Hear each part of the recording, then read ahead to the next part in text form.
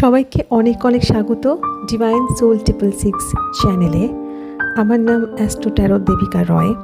আমরা সবাই জানি আজকে শ্রীকৃষ্ণ জন্মাষ্টমী উৎসব পালন হচ্ছে।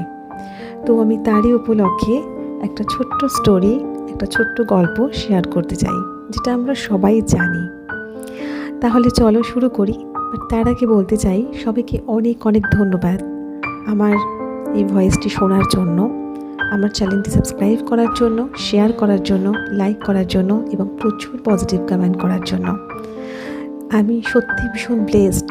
অনেক অনেক ধন্যবাদ। যারা আমার বড়রা রয়েছে তাদের আমার প্রণাম এবং শ্রদ্ধা। যারা আমার ছোটরা রয়েছে প্রত্যেককেই আমার বুক ভরা ভালোবাসা। তাহলে চলো শুরু করে দিই। কৃষ্ণ জন্মাষ্টমী হলো ভগবান শ্রীকৃষ্ণের জন্মোৎসব, যা হিন্দু ধর্মের একটি গুরুত্বপূর্ণ উৎসব। এই দিনে ভক্তরা শ্রীকৃষ্ণের জন্মের কাহিনী স্মরণ করেন এবং তার প্রতি ভক্তি প্রকাশ করেন। কৃষ্ণ জন্মাষ্টমীর কাহিনী আমি বলছি। প্রাচীনকালে মথুরায় কংস নামে এক অত্যাচারী রাজা রাজত্ব করতেন। তিনি ছিলেন দেবকী ও বাসুদেবের ভাই। কংসের বোন দেবকীর সঙ্গে বাসুদেবের বিয়ে হয়। বিবাহের সময় এক আকাশবাণী ঘোষণা করে যে দেবকী ও বাসুদেবের অষ্টম সন্তান কংসকে হত্যা করবে। এই ভবিষ্যৎবাণী শুনে কংস ক্রুদ্ধ হয়ে দেবকী ও বাসুদেবকে কারাগারে বন্দি করে। কংস তাদের প্রতিটি সন্তানকে জন্মের পরই হত্যা করতে শুরু করে। কিন্তু যখন অষ্টম সন্তানের জন্মের সময় এলো, তখন ঐশ্বরিক শক্তির কৃপায় মথুরায় এক অলৌকিক ঘটনা ঘটে।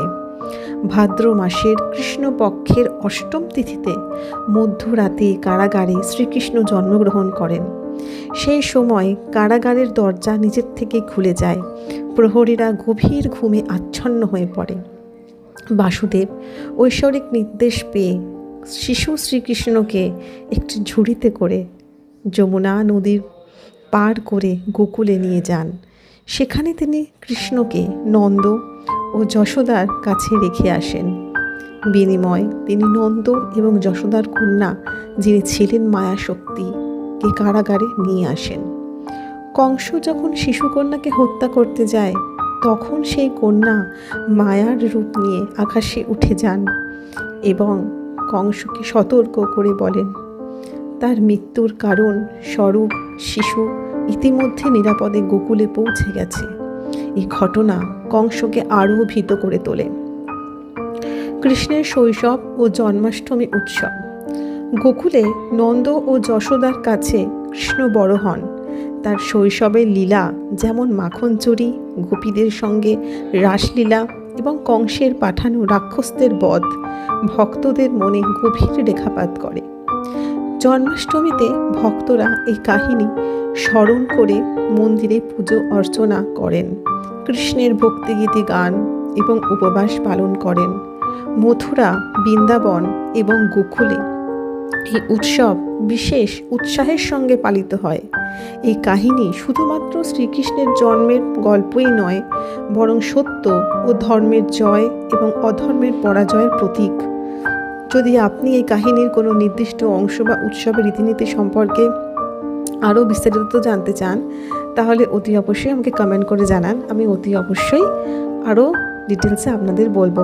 Thank you so much. সবাইকে অসম্ভব ধন্যবাদ আমার এই ভয়েস রেকর্ডিংটি শোনার জন্য। Thank you so much. যদি এই রেকর্ডিংটি ভালো লেগে থাকে, যদি আমার ভিডিওটিও ভালো লেগে থাকে, অতি অবশ্যই like, comment, subscribe, share claim 666 একদম লিখবেন। Thank you so much. সবাইকে খুব ভালো থাকবেন।